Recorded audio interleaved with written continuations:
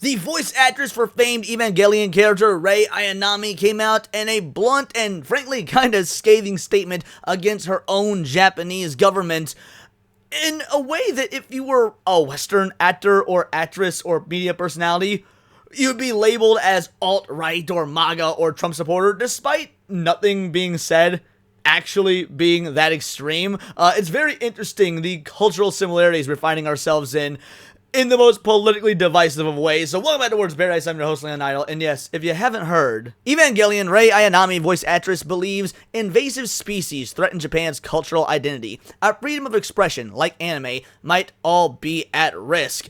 Yes, I've actually brought this up in many videos. If you go back and look at my back catalog, I think that there's been invasive species is probably the best way to put it when you've got, people like BlackRock, Raytheon, State Street, all these Western companies forcing their will and investing into Japanese cultures. You've got the Japanese culture, especially the business culture, bending the knee and thinking that, they need, whether it be Western tourism or whether it be they need to adapt their art and their cultural exports to Western sensibilities in an effort to make money. Whatever it might be, it's been covered on this channel and by other channels a lot. I don't think that this is a shock to anybody. The big shock is that seeing somebody, especially in the Japanese media, the Japanese, voice acting, any sort of artistic or cultural export, actually talking about it, because Japan as a culture is known for keeping its head down and just sort of letting things, fall wherever they may, not really speaking up, even if they disagree. And that's kind of the crux of this voice actress's argument here, is that has led to a lot of net negatives. So we're going to go through this before we do hit that subscribe button. I'm a nerdy news channel. I cover nerdy news nearly every day, and let's just get into it. In the face of what she believes to be a growing indifference from her fellow citizens when it comes to the idea of respecting their own cultural identity, the Japan voice actor for Rei Ayanami in the Neon Genesis Evangelion franchise, Megumi Hayashibara, is calling for the country's leadership to redirect their political, I think that should be politics, towards their own constituents. Imagine that! Imagine, honestly, on the left or the right, being a Westerner, being here in America, and be like, hey, Mr. Politician guy, we voted for you to do a job, what are you doing to help the American citizenry? Now, to be fair, one of those political aisles is far more likely to help non-citizenry and those not American than the other, but that's neither here nor there. The fact of the matter is, it shouldn't be a controversial statement to say, we elected you to do a job, we elected you to take care of our people, our culture. When you gonna start doing that, homie? Hayashibara, who across her storied 30-year voice acting career has also brought to life such other anime and video game characters as Lena Inverse in Slayers, Jessie in Pokemon, and Sage in Sonic Frontiers. Okay, I didn't know about that. That's awesome. Sage has been one of the best new additions to Sonic.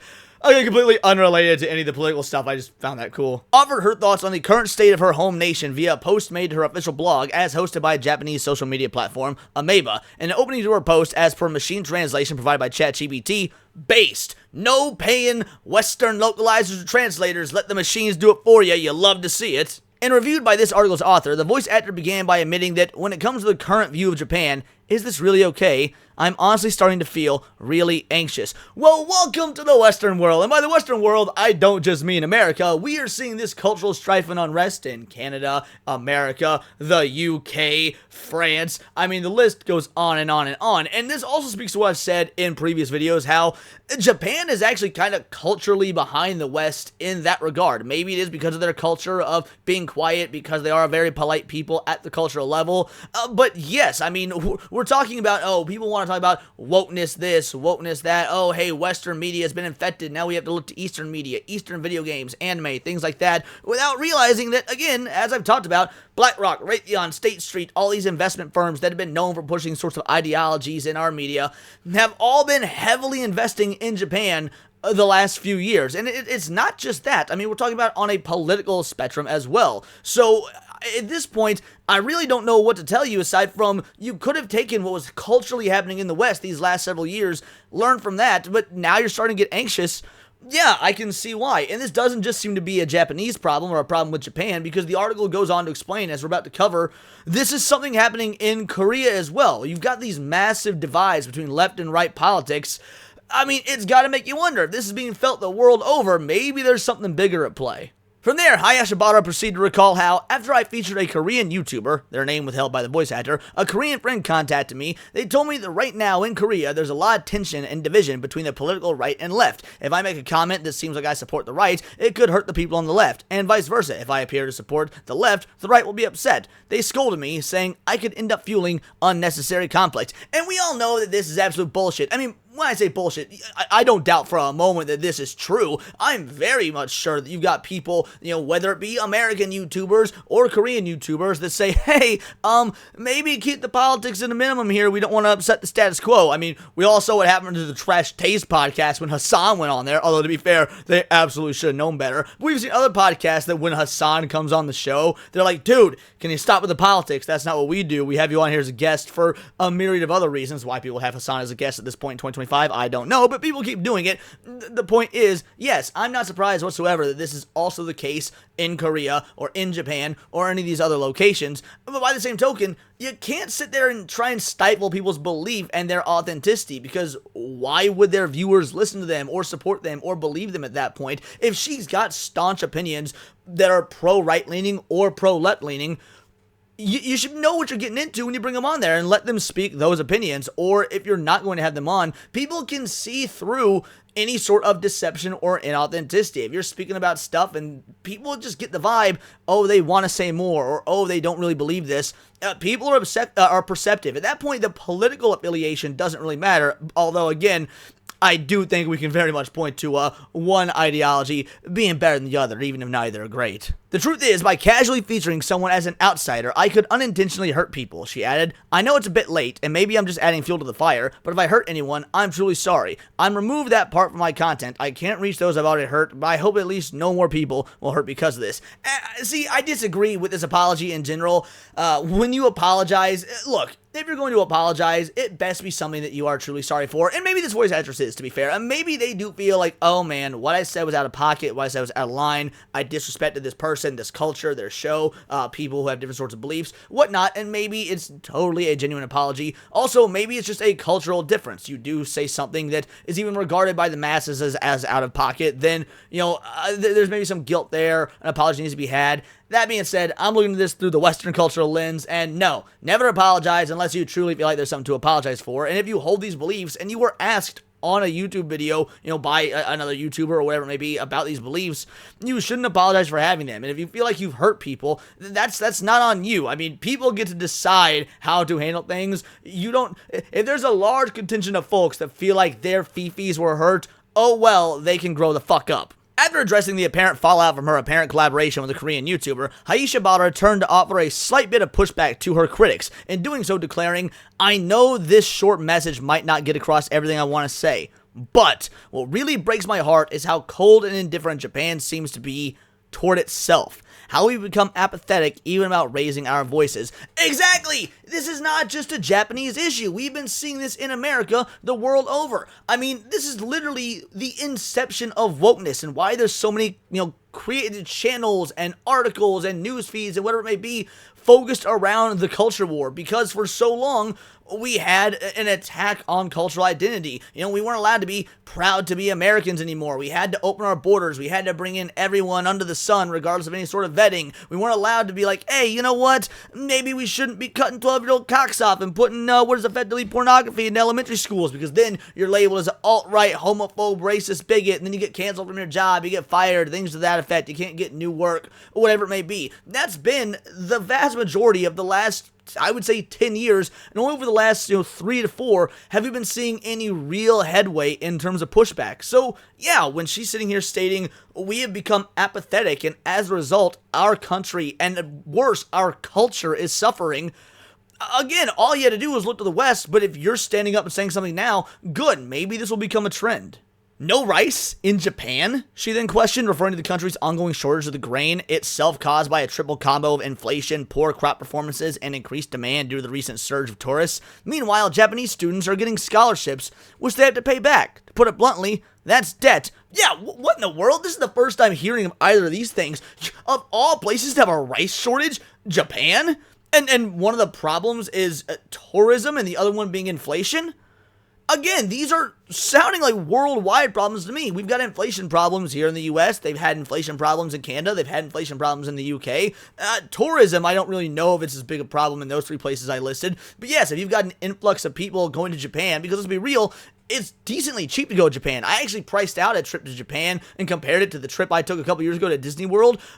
It was cheaper for me to go to an international week-long stay in Japan than a week at Disney World here in the motherland. All I'm saying is that it wouldn't surprise me if tourists are coming to Japan, because it's actually a pretty cheap place to visit by comparison to some other places, and eating them out of house and home. As far as the scholarships go, scholarships you need to pay back. Look, I ain't exactly a college guy, your boy didn't finish, and I definitely didn't get any scholarships, so I don't know how those traditionally work, but I've always been under the impression that if you got a scholarship, you don't need to pay it back. It's granted to you. It's like a grant. So what do you mean scholarship you have to pay back? Whose idea was that, and what Japanese, populace is voting for ideas like that, assuming they even get a choice? To this end, the voice behind Cowboy Bebop's Faye Valentine declared, "This warped reality connects to the need to stop leaving things to others. We have to go vote. We can't afford to say things like, whatever, or nothing's going to change," she argued. "We're already at a point where that kind of attitude won't cut it. If this keeps up, what makes Japan Japan, our manners, behavior skills, even our freedom of expression, like anime, might all be at risk."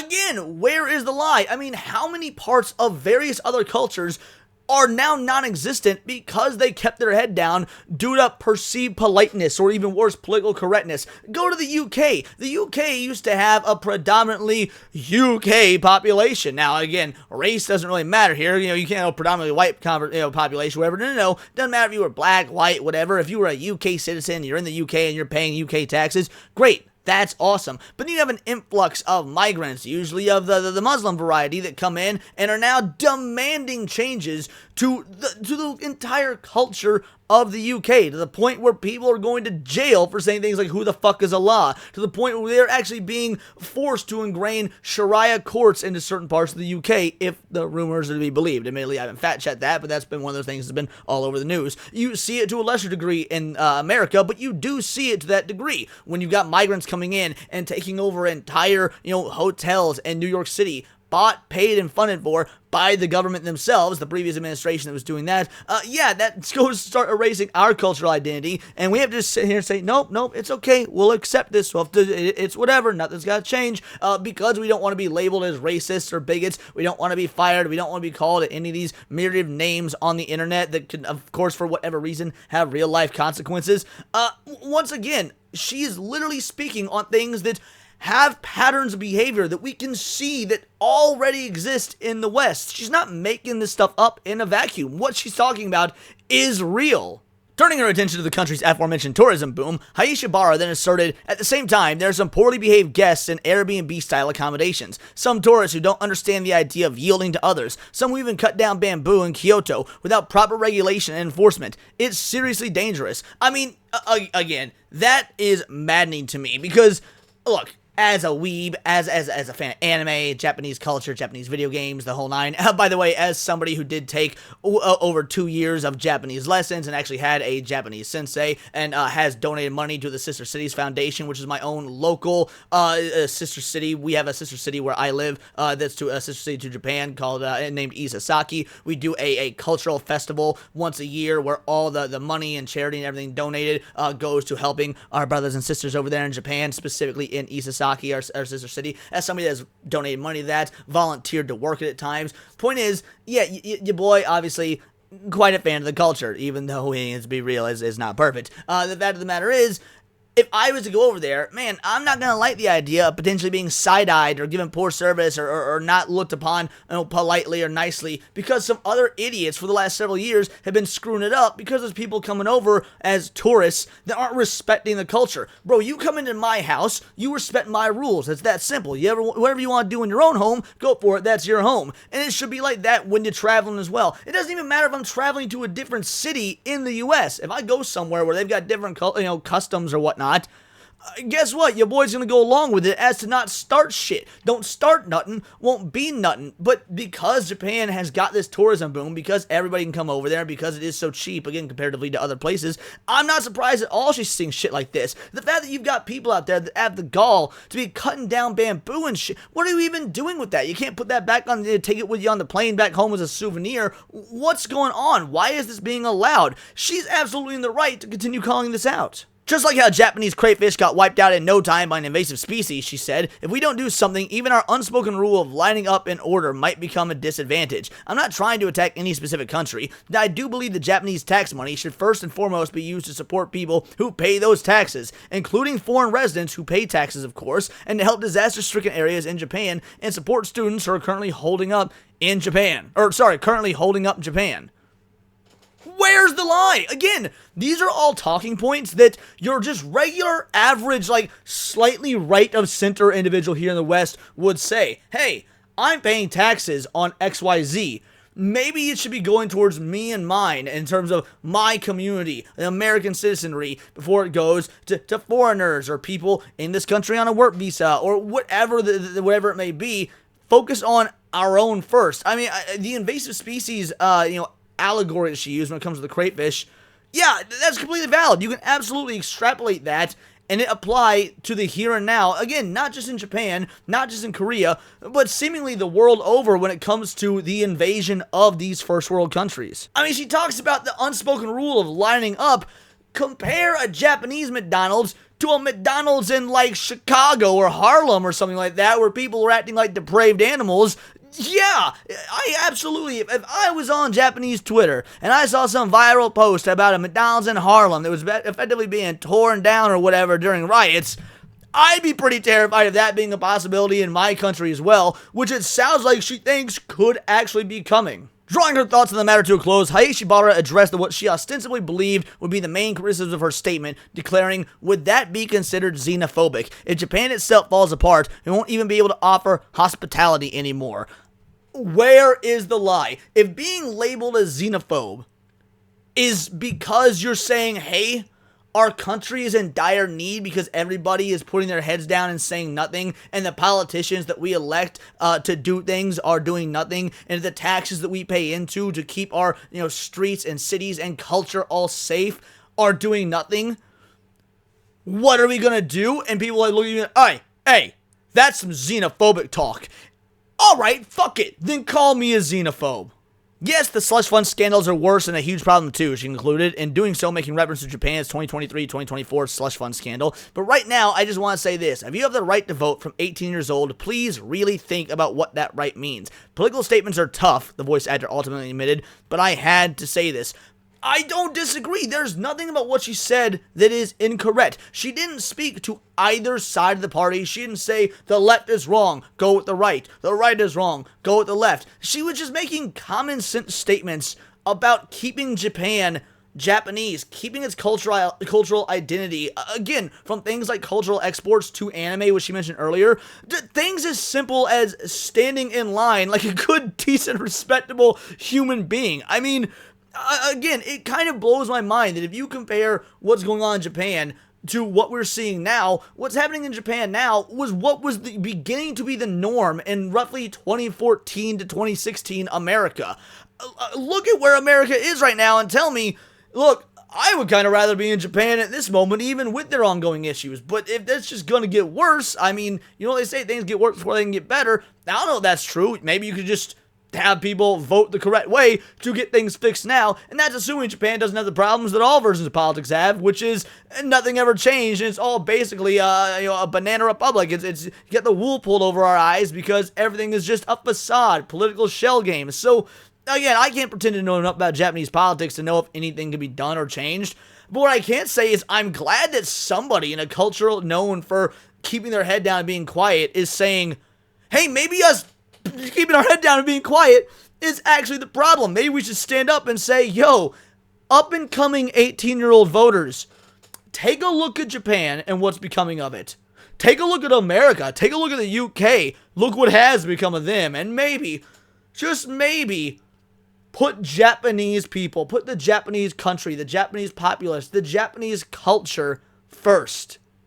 And if you're gonna be called a xenophobe for fucking doing that, I guess just wear the label with pride. I mean, that's the best I can say. Just wear the label with pride. But those are just my opinions. Let me know yours in the comments down below, or let me know on X. You can find me at Bolt the Word. And please do subscribe. I'm a nerdy news channel. I cover nerdy news nearly every day. And not always about the ongoing state of political affairs in Japan, but anime, movies, music, Magic the Gathering, you name it. Check me out on Instagram at wordsparadise_Leon and become a member for $4.99 a month. You can join the Discord. Choose the videos we go over on a day-to-day basis. Choose the videos we react to on the Sunday live streams. And of course, get involved with over 190 other vital idols. We are a bright, beautiful, glowing, vibrant community that I cannot wait to grow even further, because we do care about diversity. Only one kind of diversity of thought. If that's interesting to you, join the Discord, hit subscribe, and until next time, it's all here in the Nerdosphere. This has been Words of Paradise.